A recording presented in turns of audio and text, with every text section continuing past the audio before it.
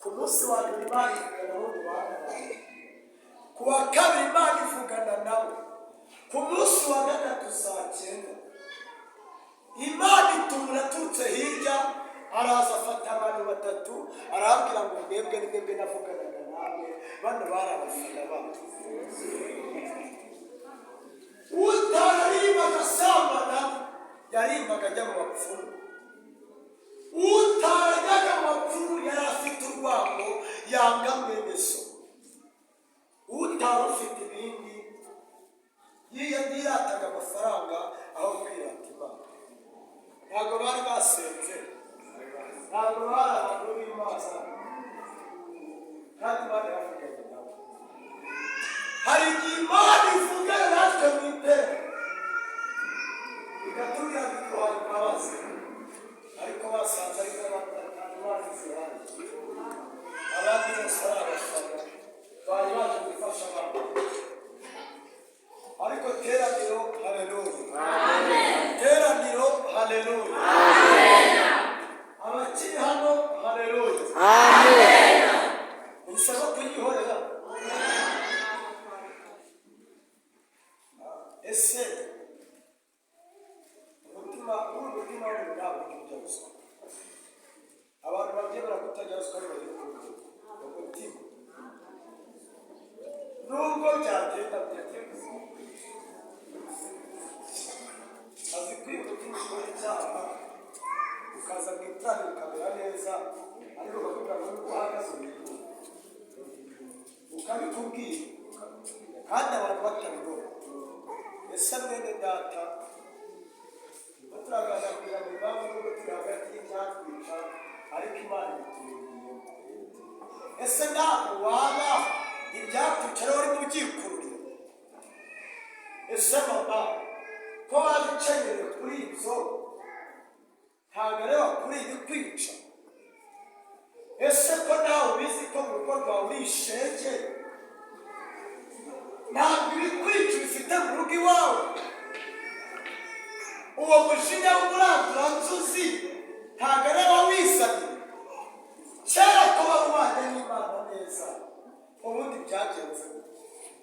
Ariko reka nkubwire impamvu byagenze ko nguko ni uko umugabo watakunyuze ukamuca inyuma. Niyo mpamvu wakwe n'abadayimoni b'umujinya niyakubwira uramubwira ngo wanzanye imboni. Hari umugozi witwa ngo wanzanye imboni. Hari igihe uhinga aho kugira ngo wirukazaho ikintu kirandaraye, waba nakubwira ngo wanzanye imboni kandi wanteye imboni. Ariko turagira ngo tubwire Imana kubasha. Ese ntabwo tuba turangaranze, hari amahirwe ahari yuko umutako watuma tukabara ubuzima bw'izina rya Yesu. Haleluya. Ni ukuri ubugingo ni ubw'umuntu ku giti cyiwe. Ntabwo ubugingo bw'abantu Imana izabikura zabagisha kure. Nta kimana izigera gutwara.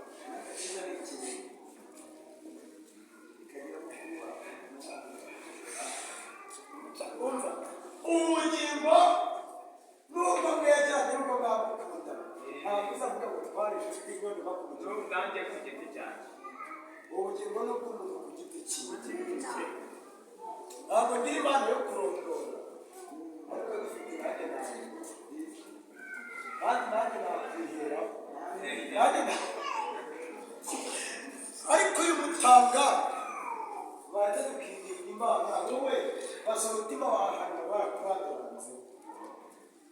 Ugenda ukopare mu kwa mbere, ukwa kabiri, ukwa gatatu, ukwa kane, ukwa gatanu, ukwa gatandatu, ukwa karindwi, ukwa munani, ukwa cyenda, ukwa cumi, ukwa cumi na kumwe, n'ubu ukwa cumi n'abiri. Ubare Imana ayo mezi, uyibwire ngo muri ano mezi hari ahantu umutanga wajyana waje urapfa, ariko ntabwo ushaka kwimukana mu mwaka agiye kujyamo. Ndashaka kwimuka muri uyu mwaka, inkono yanjye ikivuga neza, nawe uziburiwe. Muracyari hano namwe? Abakiri hano haleluya. Noneho niwumva hari ahantu bakurangaranze, uhaguruke usenge Imana. ntawe ndondoye bavuga ngo wowe ukora ibi n'ibi ukora ibi n'ibi ukora ibi n'ibi, ahubwo nivugiye kuki utanga gahunda n'ikira umutanga. Abatubwiye batubwiye kugira gute urarura kandi uraguka. Bari ahantu waruye abantu b'Imana, bari ahantu wanukiye Imana, ubwira Imana ngo Mana shaka ko tariki 10 nagira n'ubusabane nawe n'iri teraniro, narangiza nkaba uwawe wibuke mukwambere kunamuna nagirane n'amateka mashyashya n'izina rya Yesu. Yesu urahari, uhaguruke kwingingira Imana kugira ngo avuge kuri Karungu, no dusenge mu izina rya Yesu Kristo.